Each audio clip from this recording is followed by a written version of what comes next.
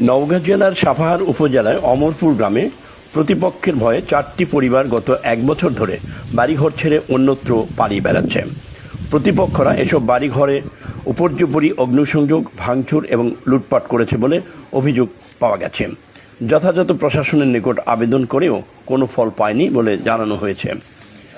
অমরপুর গ্রামের আফাজউদ্দিনের পুত্র মাহফুজুল ইসলাম জানিয়েছেন, গত 2024 সালের পবিত্র ঈদুল ফিতরের দিন প্রথম তিনি সহ তার শরিক আব্দুর রাজ্জাক, সোলেমান আলী ও সালেউদ্দিনের বাড়িতে অগ্নিসংযোগ এবং ভাঙচুর চালানো হয়।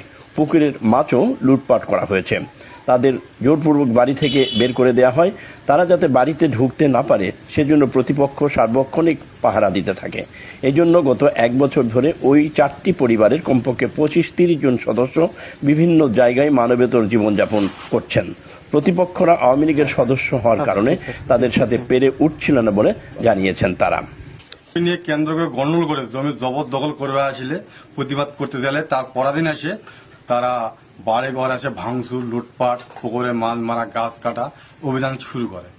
তারপরে আবার পুলিশ প্রশাসন কোনো প্রতিকার না পাওয়ার পরে আমি ডিআইজি, এসপি প্রতিটা জায়গায় গেছি, কোনো আইনের সম্মত পাইনি। তারপরে আবার কিছুদিন পর আবার উদ্ঘাত শুরু করে, 7 তারিখে আবার 5 আগস্ট আবার উদ্ঘাত শুরু করে। তারপরে আবার সেনাবাহিনী আসে তাদেরকে